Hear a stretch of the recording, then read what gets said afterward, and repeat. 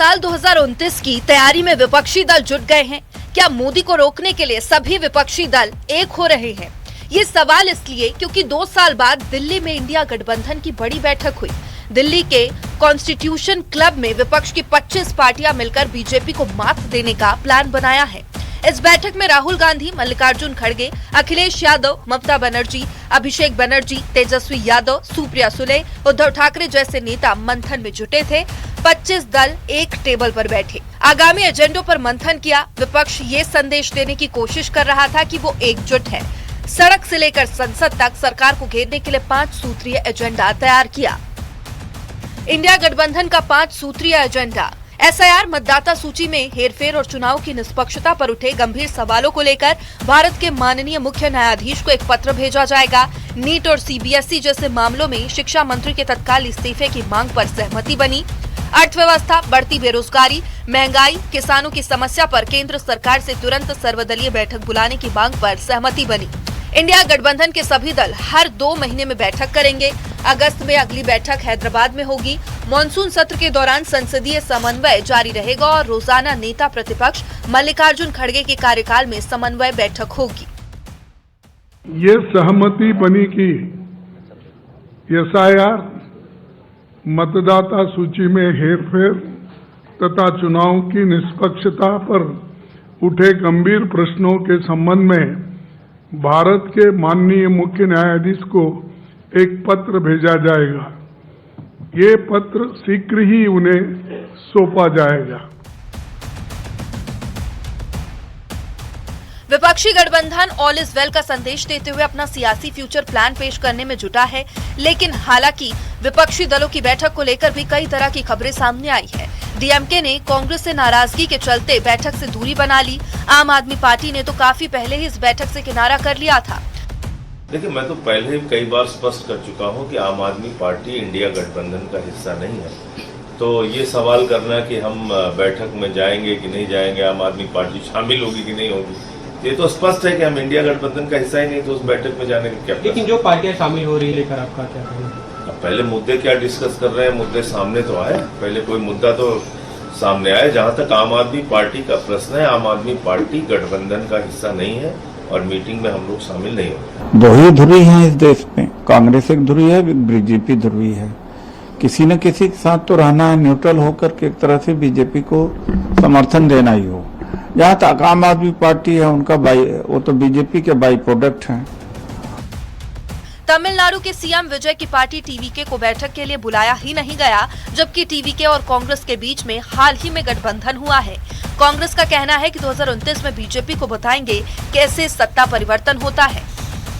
24 में हम लोगों ने दिखाया है कि भारतीय जनता पार्टी को धरती पर लाने का काम किया था इंडिया गठबंधन ने, और 2029 में भी हम उनको बताएंगे कि किस तरह से सत्ता परिवर्तन होता है। आज पूरे देश की जनता हाहाकार कर रही है, गरीबी से त्रस्त है, महंगाई से त्रस्त है, बेरोजगारी से नौजवान त्रस्त है। उद्धव ठाकरे की पार्टी से भी कोई नेता बैठक के लिए कॉन्स्टिट्यूशन क्लब नहीं पहुंचा और बैठक में ऑनलाइन जुड़ने का फैसला लिया गया। ऐसे में सबसे बड़ा सवाल ये है कि क्या इतने मतभेद के बाद विपक्ष मजबूत गठबंधन बना पाएगा? क्या साल 2029 में एनडीए का मुकाबला कर पाएगा? Bureau report, news 18। और वहीं पर हार के बाद से टीएमसी में भागम भाग मची हुई है। पहले विधायकों ने दीदी का साथ छोड़ा और अब लोकसभा सांसदों ने दीदी से किनारा कर लिया है। कुल मिलाकर बंगाल में हार के बाद टीएमसी को लगातार झटके पर झटके लग रहे हैं।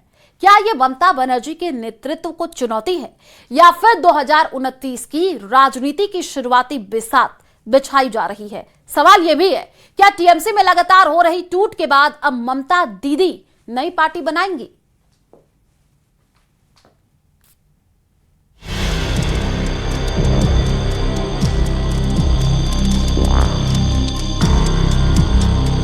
एक तरफ ममता बनर्जी दिल्ली में इंडिया गठबंधन की बैठक में शामिल हुई, तो दूसरी तरफ बंगाल में टीएमसी को एक बड़ा झटका लगा है। टीएमसी विधायकों की टूट के बाद अब लोकसभा सांसदों ने भी दीदी से किनारा कर लिया है।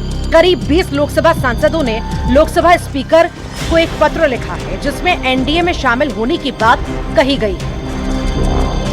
ये सब दिल्ली में तब हुआ जब एक तरफ इंडिया गठबंधन की बैठक चल रही थी और दूसरी तरफ दीदी के बागी सांसदों की बैठक हो रही थी, जहां दीदी की पार्टी के सांसद दिल्ली में एक अलग ठिकाने पर नई राजनीतिक संभावनाओं का गणित लगा रहे थे। राजनीति का सबसे बड़ा पॉलिटिकल ड्रामा महज 3.5-4 किलोमीटर के दायरे में खेला गया।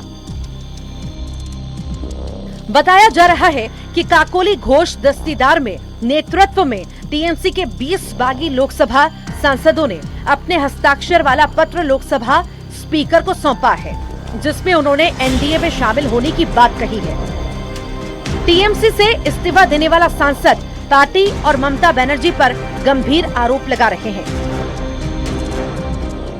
करोड़ रुपया लूट हुआ, इसलिए मैंने मांग कर रहा हूं।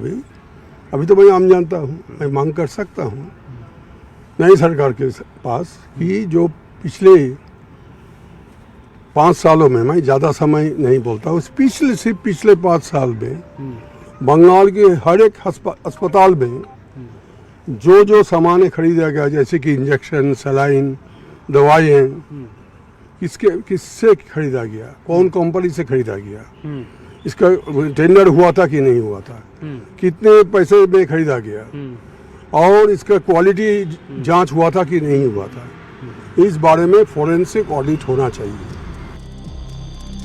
जिस भ्रष्टाचार की बात की जा रही है, अब उसको लेकर सुवेंदु सरकार सख्त है। सीएम खुद भ्रष्टाचारियों को लेकर सख्त नजर आ रही है। ये যেখানে হাত দেওয়া হচ্ছে তো ব্রিগেড প্যারেড ময়দানকে জেল বানাতে হবে। আপনি যেখানে হাত দিচ্ছেন, কেউ আসবেন নবান্নতে, আমার টাইম নিয়ে চা খাওয়াবো আপনাকে, আপনি যেখানে হাত দিবেন সেখান থেকেই পচা দুর্গন্ধ বেরোচ্ছে। हार के बाद टीएमसी में भागम भाग मच गई है। पहले विधायकों ने दीदी का साथ छोड़ा, अब लोकसभा सांसदों ने दीदी से किनारा कर लिया। कुल मिलाकर बंगाल में हार के बाद टीएमसी को लगातार झटके पर झटके लग रहे हैं। सियासी पंडित दावा कर रहे हैं कि किसी भी क्षेत्रीय दल की सबसे बड़ी ताकत उसका संसदीय दल होता है, और अगर वही संसदीय दल टूटने लगे तो असर सिर्फ दिल्ली तक सीमित नहीं रहता, उसकी गूंज सीधे राज्य की राजनीति में सुनाई देती है। बंगाल में भी यही सवाल उठने लगे हैं, क्योंकि टीएमसी के विधायक पहले ही अभिषेक बनर्जी को लेकर बगावत कर चुके हैं।